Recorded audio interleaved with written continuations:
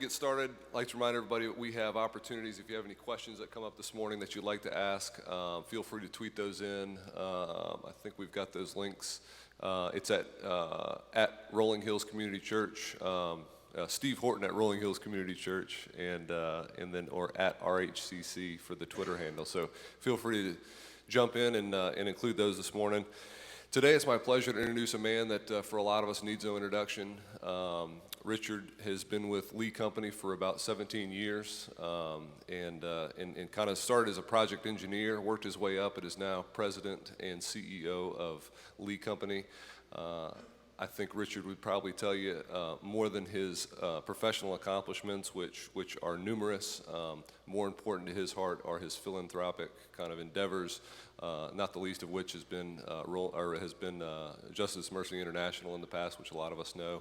Has two boys that he's raising and spends a lot of time with them, and a beautiful wife, and has been just a big part of this community, not only through Lee Company but on a personal level as well. So won't you join me in welcoming this morning Mr. Richard Perko. Richard, thank you so much for being with us. This is fantastic.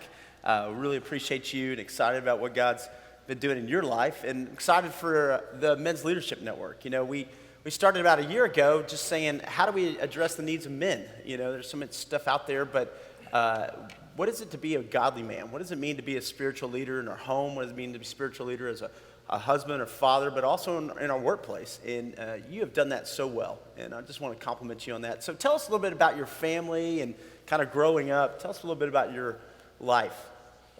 Well, thanks for having me. Yeah. I think I told you I didn't know you had your own talk show, but I'm glad to be on it today. So.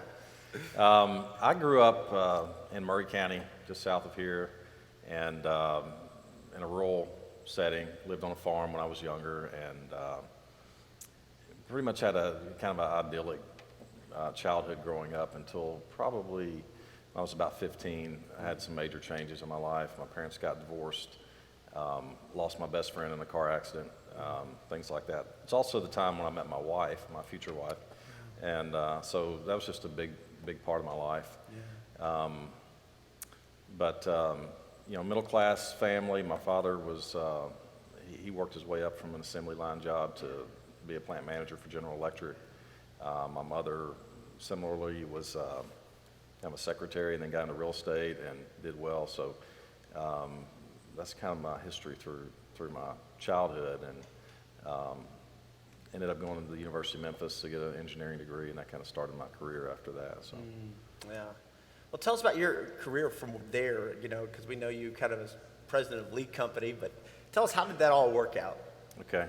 For some reason, I've always been in the air conditioning business. I mean, even in summers growing up, I always had a job. My family has a strong work ethic, and I would work summers doing plumbing and HVAC and things like that.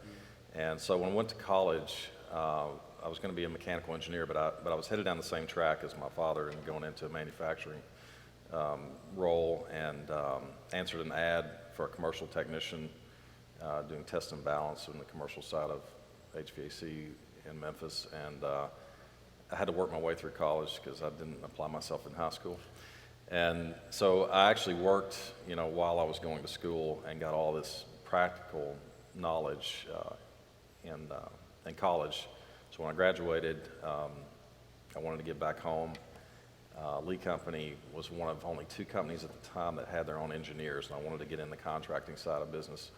And so the first resume I sent out was to Lee Company, and there's a whole God story behind that we don't have time for. But yeah, I started at Lee Company as an engineer, and then I've just always been open to continuous learning and taking on new opportunities. So I had an opportunity to sell what I engineered, and enjoyed getting out with clients. And so I started selling what I designed, and then I had an opportunity. We had a project manager leave the company. He happened to be working on 3 of my projects, and so then I was like, well, just, you know, I'll manage these jobs. And from that, just became the same kind of thing. I mean, God's been good to me.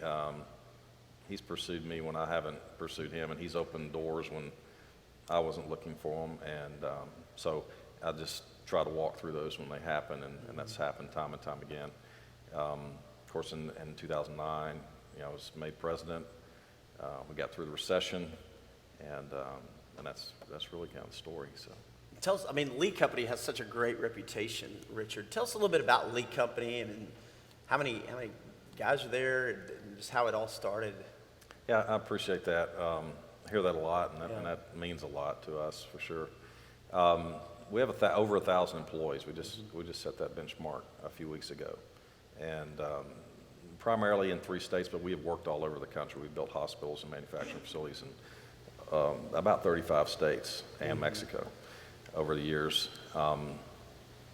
But start out very humbly. We started in business in 1944. Bill Lee's grandfather started the business out of the back of his car, really repairing milk coolers and things like that after World War II. And I remember being in Memphis when I was investigating Lee Company and just hearing about the culture, even back then. That's been 20 years. This will be my 20th year. Even back then, about the culture of the company. So I do think everything rises and falls on leadership. And even though, Bill and his father are very different people, they have a very, they have the same value system, right? Mm-hmm. And they have always led with that first. And it's part of my challenge is to continue that now that as we grow as to how to make sure we don't dilute our culture. But it's been very intentional. At the same time, it's very simple. It's about loving our employees. And our philosophy is that, it's really our customer service philosophy, is that if we take care of our employees and we show them that we love them, we treat them how we want to be treated, then they'll do the same for our clients. Wow. So. Well, talk to me about your faith journey, because what God was doing in your life spiritually was going right alongside your career and these opportunities that were coming along. Talk about your faith journey a little bit.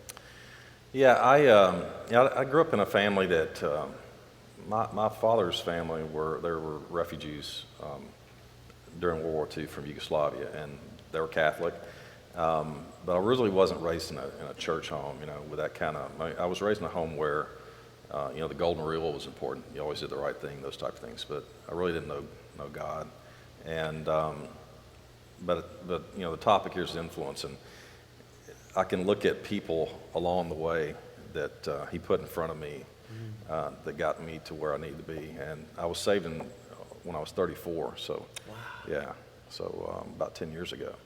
So a lot of that had to do even with, actually ultimately through Lee Company and my relationship with Bill. And he lost his wife. Through that whole process, I just came to find that I wanted the same thing. And a lot of details in that, but literally, again, if I was headed the other direction, God would put himself in front of me, and I couldn't deny it. So I think you just have to be open to seeing that. Yeah, and that's powerful, I think, because as we talk about even influence today, to think about Bill Lee going through a difficult time, losing his wife, but at the same time, God was using his influence even on you. And for us, we don't think about it a whole lot, but there are people watching us all the time and watching what we do. And so just even the influence that we have when we don't even know it. Yeah. I think that's powerful. Talk about that, because today we're talking about how do you leverage your influence. And you were recently named CEO, not just president, but now CEO of Lee Company. How do you leverage your influence in the platform that God's given you for his glory, and not just, make more money or, more worldly success? How do you start to leverage that? I think part of it's about your life goal. And if money's all that's important to you, then that's what you'll chase. For us, and again, Bill's been a great spiritual mentor to me in this, is that, we really believe that as leaders of our company, our number one our primary responsibility, and it's written in our mission statement, is to honor God in all that we do. And one of the ways that we do that, for me, it's real important that we create a place where our employees can thrive, which is another part of that mission statement. So I think that the way we do it, and what's most important to us, is that you may not come to our company and stay for 40 years like a lot of our employees do, actually. But if you come to our company and you leave better off than you were when you came, then we're meeting part of that mission. So some of it is, some of it's kind of soft. It's not evangelism, that type of influence, in the workplace, but it is letting them know that we love them. We have opportunities through that when they're in the toughest time of their lives to come to us, and they do often. So that's just a way that that's just the foundation our business is run on. Through that, profits come, and we have faith that they'll come, and allows us to obviously continue to influence for God, but and we have to have budget meetings and things like that. As some of my guys are out there probably watching this going, hey, yeah, we do talk about the numbers and we have to make the numbers, but we don't start with that, and we do believe that, and it's really the reason I came to Lee Company, is I had worked for places that asked me to do things I wasn't comfortable with, weren't concerned about me and my welfare or my safety, and I do think that you can create a place where ethics still matter and people still matter, and people can come to work for long periods of time, and it's more than just a job. Wow. I love that, Richard, because I do think a lot of companies, you lead with your stock price, you lead with, the profits and the returns, and you still have those pressures, but you guys have said, we're going to lead with what we do for our people. We're going to lead with the culture that we develop, and culture impacts everything, right? And so to see the company you guys have created, it is a place that people want to be because they feel valued, and I love that about you. Talk about how do you do that though with the demands of your family, the demands of time, the demands of how do you get it all done in the midst of all the demands on you? It's not easy sometimes, so I don't know if there's a handbook on that. If there is, y'all let me know. But I think that today, especially in today's time, there are a lot of words and there's a lot of noise and these things, but actions speak louder than words. And I try to set my priorities and be true to them and be unapologetic about them. So from a priority standpoint, God is very important to me. It is the most important thing to me, but it's also, and this may be a little bit of a reflection on how I was brought up in the church or with God, is that I have less of just set times that I'm focused there. I try to intertwine him in everything that I do and all the decisions that I make. So throughout the day, he's ever present for me. Sometimes he kicks me when I need to be kicked, things like that. When it comes to family, especially right now, I have teenagers, and I don't do things like business dinners because that's family time. I don't do things on the weekend that are business related. So you have to be forceful, and there are two powerful words in the English language. One is yes, and one is no. And sometimes I see it's like we're in this battle for our time, and sometimes you have to say yes. You don't want to be that person that is non-committal to everything and takes the easy route. Otherwise, you don't generate influence. But it's okay to use the shield. It's okay to say, hey, hang on a minute, I've got too much going on. And I want to be that person that gives you 100%, 110% if I commit to something. And if I can't, then I'm going to sometimes reluctantly say no. But after I make that decision, there is no regret, because I'm focused on my family and I'm focused on God. And that may be, I don't know if there's enough there to help people out, but to me, it's just about staying true to your priorities. Yeah. No, I think that's huge. Honestly, I think the biggest challenge for us as guys is there's a lot of demands on us, right? And we feel this pressure, this weight to try to meet everybody's needs, or at least I do, and to come back to say, what are my priorities? And you list out God first, your spouse second, kids third, and then your career.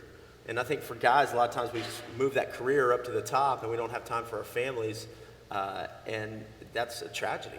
And so keeping those priorities lined up is how you keep the right frame of mind, the right balance, even going forward. So. Yeah, and I would say, it changes as your life progresses. I've had different seasons where I've done that better and done that worse. But for the guys in their 30s, I would definitely just caution you as you're building your career that you can be destructive if you're not careful by being focused on the wrong things, you know, so. That's a good word. That's a good word. How do you, for all of us, we're in different jobs, different careers, but how do we leverage that influence for Christ? We know that starts in our personal relationship with God, as we talk about priorities. We know it comes in our relationship in our marriage, and then with our kids. But how about at work? How do you leverage that? You've talked about creating a culture there, but how else do we leverage that influence in our workplace? That's a great question. I think, I like the word intentional about everything. I think if you're not intentional,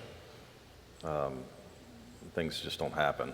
So I do think there's this opportunity for each of us to look around our sphere of influence and say, how can I be intentional about spreading an influence? I have a high school friend. He's not saved. He's on my intentional list, but I got to do it in a loving way, right? With our employees, we do intentional things. We have a corporate chaplain, but now because Bill and I used to serve that role in a lot of ways, but when you have 1,000 employees, you can't get to them all. So we have a corporate chaplain that's part of our intentional aspect. But the other word I like is effective, and to me, effectiveness comes from listening to what God's telling you to do and then following through. So probably some of the more influential opportunities I've had is just listening, just calming the noise long enough to listen to what God's telling me to do, and then walking through the door, So I think that's equally as important. It's really how I got involved with JMI. I've never been involved in mission trips, even through my own church, because just, the normal aspects of mission trips, go out and build a hut, do all those things, that you hear about. No, there's more to it than that, but it just didn't seem to come to me. But JMI had this administrative opportunity to help orphans in Moldova, and my administrative skills, that just was really apparent to me that I was being brought into that. So, that's being open to that, I think, is key. Talk about the first time you went to Moldova, with Justice and Mercy International. You went with JMI, and talk about that and the impact it had on you, but also the call to come back and even leverage your influence, for God's glory there. Yeah, that's life-changing. Those are life-changing, and I went to Moldova in, I think, February. There's 4 feet of snow on the ground. I mean, it couldn't have been a more bleak picture. Seeing kids at an orphanage. It looks like it was built in the 40s and had very little repair done since then, and just their plight and what they were living with. I don't know, I think that's probably one of the first times that I really understood my ability to influence the kingdom through my gifts and those opportunities, and it's impactful to be able to to look at 1,000 employees and hope that you are doing great things that influence their lives. It's impactful to know that even if you help one child, whether it's in Moldova or Haiti or wherever, that it makes a difference for them. And we all have that opportunity. It looks like different. It's in different forms. For me, it's administrative gifts are one thing, but there were 10 different people on those trips, and they all had significant gifts of different capacity. So I think that's really what it's all about. I think it's amazing, Richard, when you came back and just to say, hey, I want to use my gifts for God's glory to impact these precious orphan children. And, it was amazing how God just lines things up in his timing. And we were at that time as Rolling Hills as a church looking at buying a house there in Chisinau, the capital, to have a transitional living home for these kids. And God just put you at the right time, right? And so it's amazing. I think we've got a picture, just to show this. This is the Grace House that we were able to buy, and so much of your generosity and the things that Lee Company jumped in and were a part of, and to see that house now functioning and all these kids being impacted it's amazing, and think about it, halfway around the world. So it's pretty awesome. That is awesome. Oh. And even like some of the more I think, influential things other than that is we were able to send some plumbers over and build some showers for the orphanage because they were in some bathrooms. They were in bad shape. And those things are, again, life-changing for me and for our employees and, of course, for those orphans. So. Yeah. And now you do a skeet shoot every year. Yeah. How's that been? That's been great. We've had a lot of good times there and done some good things for JMI through that. So yeah, if anybody wants to shoot skeet this year, that'll be coming up in August. So we'll try to get that out to you. But yeah, it's been a great event, and we're trying to figure out how we can continue to maximize that. I love the partnership with Lee Company, and I love your heartbeat and your passion. How would you encourage us to really leverage our influence? See, I mean, you did that really kind of on your own, but then you brought the company in on it. You brought other people there, casting that vision. How do you encourage us where we work and what we do? I think the first thing is again, maybe spiritual awareness around that topic and going, recognizing first of all that you have influence regardless of your title or whatever you have. And I had it, I've always had it. It's become apparent to me as my career, my title have changed that, that I have more and that I can use it. But the reality is that we've always had it. And I have some of my technicians are some of the best, some of the people that understand that most. So it really doesn't matter, where you stand in life or status or any of those kinds of things. It's about self-awareness and the desire to do that, right? It's about the desire not to leave church on Sunday, and wait till Sunday serving at church obviously is a great thing, but we have that opportunity during the week, right, with our families and with our businesses and ball teams or whatever we're doing.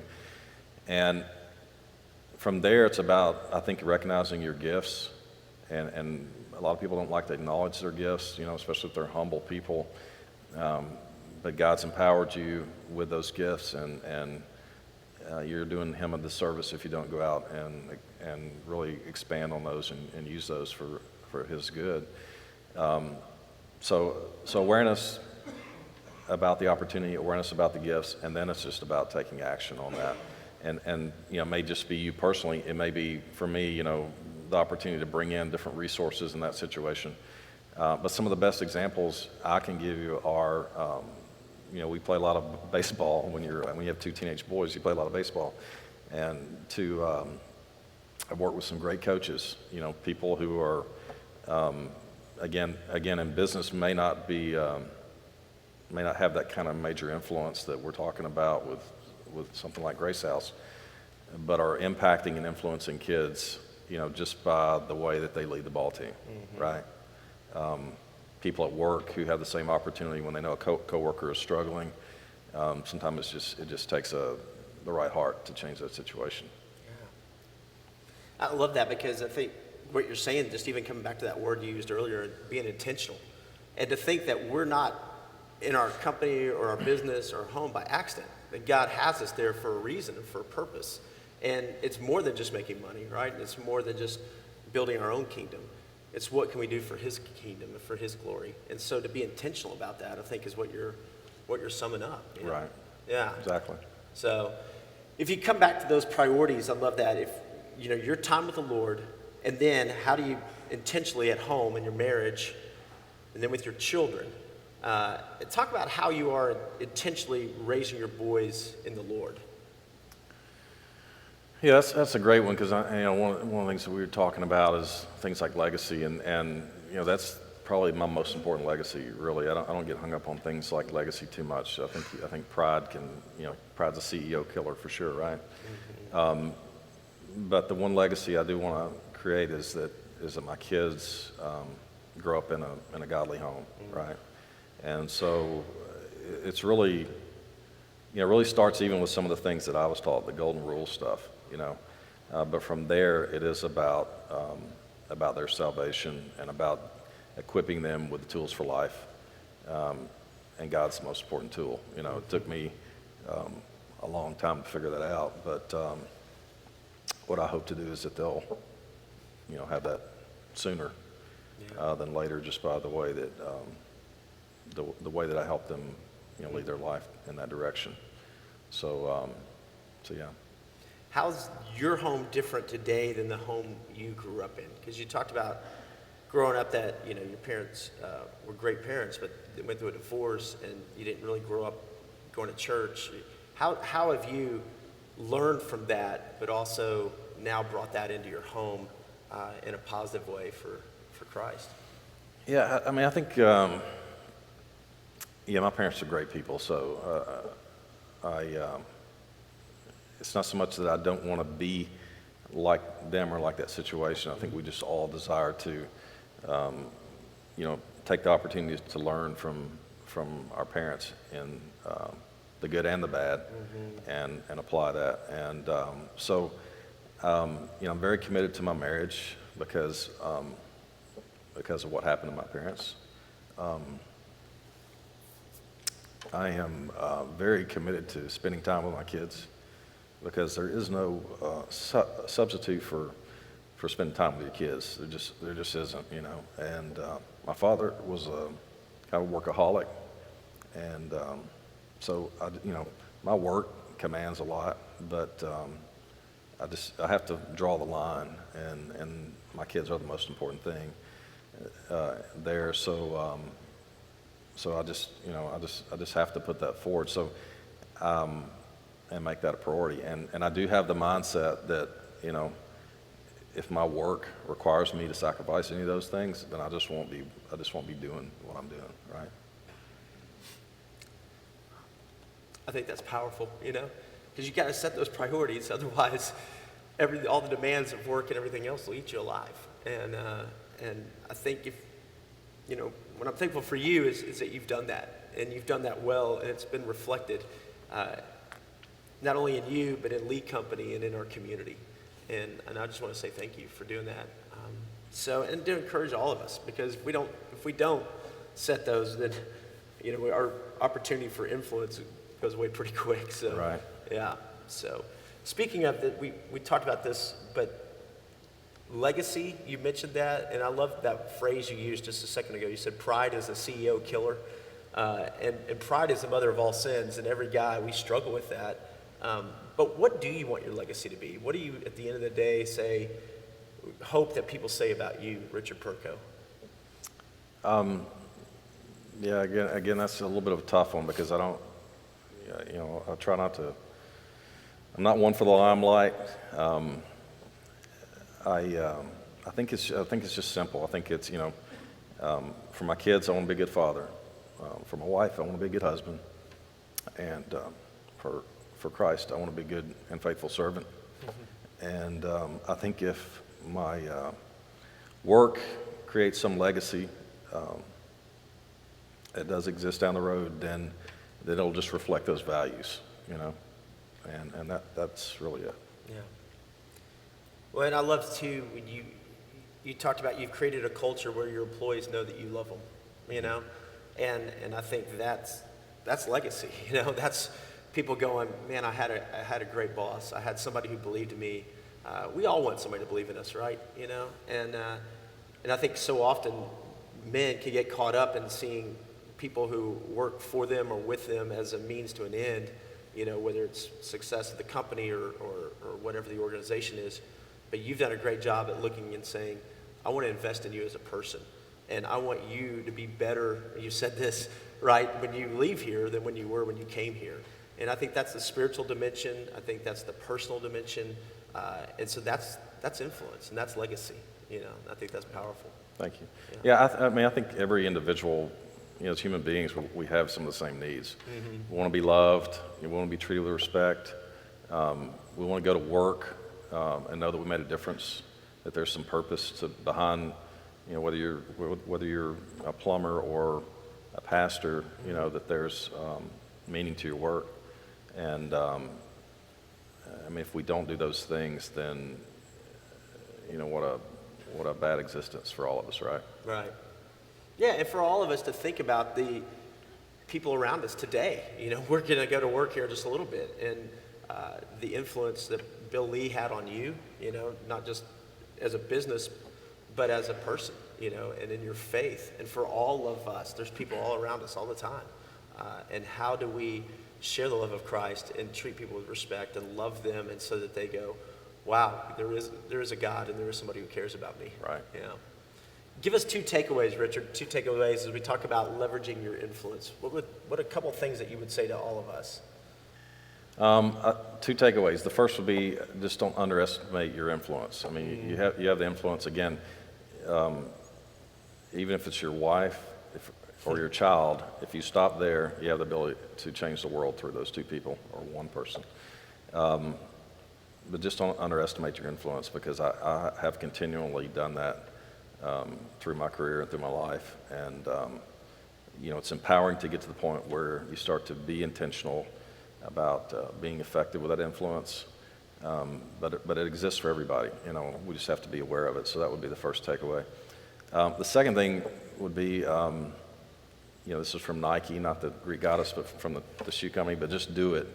After that, just do it. And I think, it's funny because I think people talk about being bold in Christ, and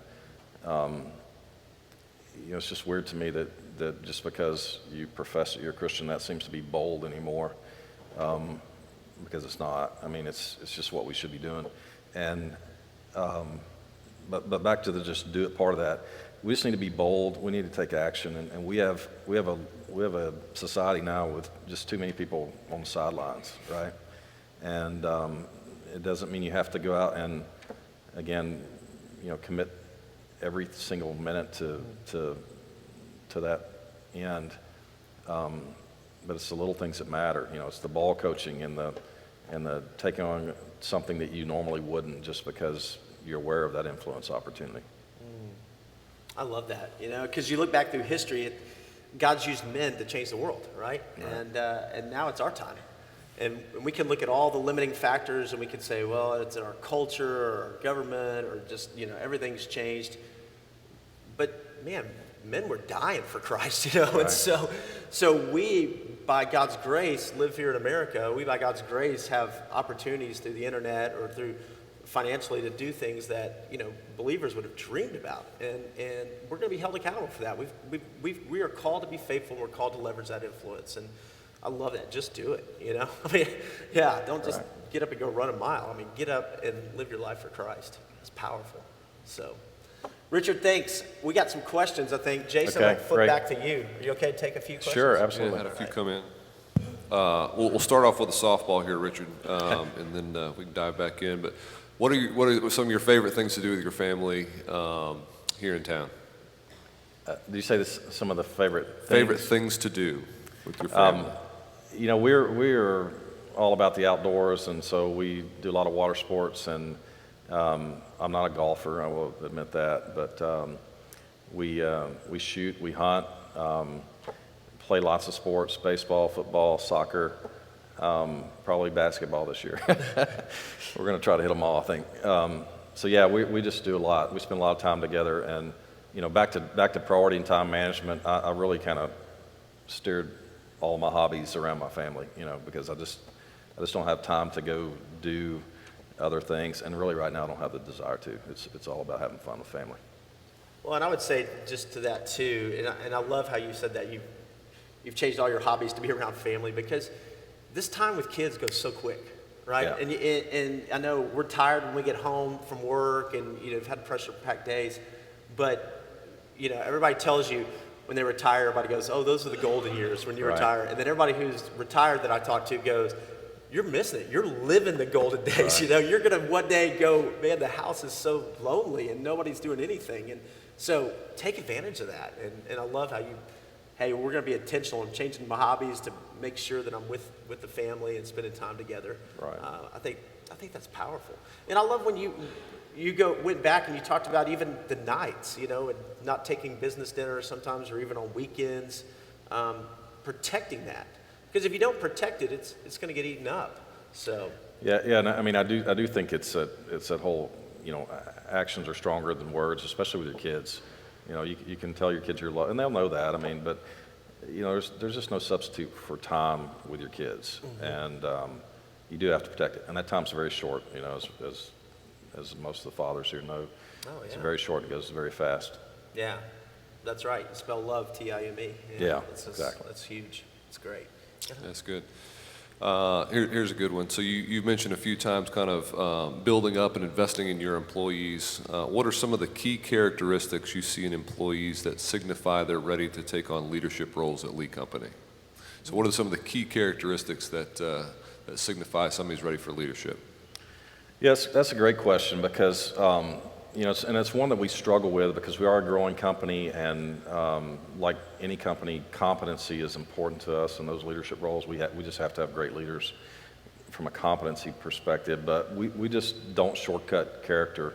We hire for character, we promote based on character first, and the combination of the two is important. So trying to figure out which employees have great character and the competency to become a leader are important. And we do various things from testing to, just peer evaluations. I mean, we run a gauntlet for people to move to the next level. It's not a simple interview or anything. It is a group of executives and senior managers coming together to really, make sure we're hiring the right person. And we don't, or promoting the right person. We really don't always get it right, obviously. But making sure the character comes first is important, and the competency, is a close second. We've also failed in both directions. Hire a person with the right competency with the wrong character, and you're hiring somebody that's going to defeat your culture because they've got a different agenda and a different culture. Hire somebody with great character, who's the nice guy. Last for a little while until your employees aren't empowered by that leadership and they end up leaving because they see no future. So it's really a combination of both, and hopefully I've answered that effectively. I think it's good. I mean, you talk about character, competency, and then probably chemistry. How do they fit into that culture there? But you guys have done a great job, and you got great people. Thank you. I was at Lee Company the other day for JMI board meeting, and I was walking by, and you have a board outside of your offices with the pictures of people who have been there the longest. And it was, people have been there like 30 years and 40 years, and you've got these lines of pictures. And what I thought is, this company is saying what they value right here. They don't have just TV showing stock prices and everything. They have people. And they're saying, we value people who are a part of our culture. We value people who are invested in Lee Company. So, your building communicates. I think everything communicates, but I thought that was a great indication of what you value. Yeah, I appreciate that. And I'll just add to that, we're at the size now where we need some corporate level professionals in our company. So that's probably been our biggest struggle is going out and hiring from, the larger companies who don't have the same value set, and then trying to integrate people into the company. However, we have also seen some people that share our value system within large corporations that have actually moved to us, a smaller company, maybe even sometimes with less, financial benefits for the sake of culture, and that's been great. And it's part of our our headquarters planning and things like that is to create a place for folks like that as well. Well, that's awesome. But you create that place, people want to be there, right? Right. And we have the opportunity to create that in our departments or in our companies and the places. And so that's what you want. That's what you want. You've done a good job. Thank you. Yeah, it's great. Yeah, I think we got time for one more here. So we've talked a lot about JMI and mission trips and some bigger picture stuff. How has volunteering in this capacity helped shape your view or maybe changed your view on leadership? I think the first thing is that, it goes back to some of the comments I made, but just, I think going to Moldova, it was the first trip I went on, international trip I went on, was eye-opening for me and my ability to influence that outcome. I really kind of went, mainly because somebody asked me to go that needed my help, and I didn't have these grand expectations about what would come out of that. But when you come back from something like that, I think that you're just, you're forced to confront your opportunity to help that situation, right? And again, that actually exists for us every day in our workplace and things like that. We just walk past those things, or at least I do. I did a lot, was to walk past those things. So from a leadership perspective, I think it's just made me much more aware of my ability to influence whoever I'm around. I think it's really one of those things also that just helps you understand what you're capable of, you know. I mean, to take a handful of people and you know, it's a lot more than that as far as financial support and all the people that go over there. But I mean, you know, to see a child, which I've been able to do now because I've been involved that long, to see a child that's, you know, maybe 7 or 8 years old in an orphanage with no hope, you know, get to 16, 17, 18, and you know, we have one here that's going to Lipscomb University now. I mean, and then going back and sharing the gospel and improving the lives of people. I mean, it's profound. And again, you know, we can do that here, but we tend to walk by it. There's all kinds of reasons socially why we walk by it here. I think we take, you know, our society we take for granted. But when you're in Moldova and Haiti specifically, the other 2 places I've been, and it's just staring you in the face. I mean, the need is so great, and you just can't deny it, right? Wow. Well, Richard, this has been great. Thank you. Thanks. And I love that. I keep coming back to that word you said, intentional. And as we talk about leveraging influence, being intentional, you know, in your time with God, right? And then with your spouse, with your children, and then with your career, and to leverage that influence. And I just want to thank you, you know, publicly just for your impact on Justice Mercy International and the impact on so many kids, and your friendship and partnership just even in our community and the difference you're making at Lee Company. And we're proud of you. You know, we're thankful for you. Thank you. And just know you got a bunch of guys praying for you and cheering you on. Yeah, that's awesome. So, I need that for sure. yeah, I appreciate that yeah, for sure. So, and guys, thanks over there at Bricks. I hope you've had a great morning over there. Matt Burhart, thank you for setting everything up. And down at Flavor Catering, Jason Crocker, you're amazing, in downtown Nashville. And so I want to pray for us as we kind of close our time. And then Jason, you've got a couple things I think you want to say. So let's pray together, guys. Father, thank you for this morning, God. Thank you for Richard. Thank you, Father, for just the way you're using him for your glory, God. Thank you for Lee Company and for the 1,000 people who work there, God. We pray a blessing on them and on their families, God, and continue to use them in a great way in our community. And I pray for all of us, Father, just here at Men's Leadership Network. I pray, Father, for the guys that are here in Franklin and guys in Cool Springs and downtown Nashville. I pray, Father, that you would speak to us, that you would anoint us with your Holy Spirit, God, that you would send us out into our community, into our family, Father, for your name and for your glory, God. And let us leverage our influence, God, as small or as big, God, as you give us, but let us leverage it for your name, God. Let us make a difference. Don't let us miss this time in life, God, but let us be intentional in our homes, God, in our workplaces for you. We love you, Jesus. Thank you so much for this morning. In your name we pray. Amen. Amen. Yeah, thanks, Richard. Thanks, Jeff. Richard, great hearing what you're doing in the community, and thank you for all you're doing. So please make sure and make a point to be here next week. We'll have Matt Largen, the president of the Williamson County Chamber, with us, and come with your questions about the future of Williamson County. So thank you all for being here, and we'll see you next week.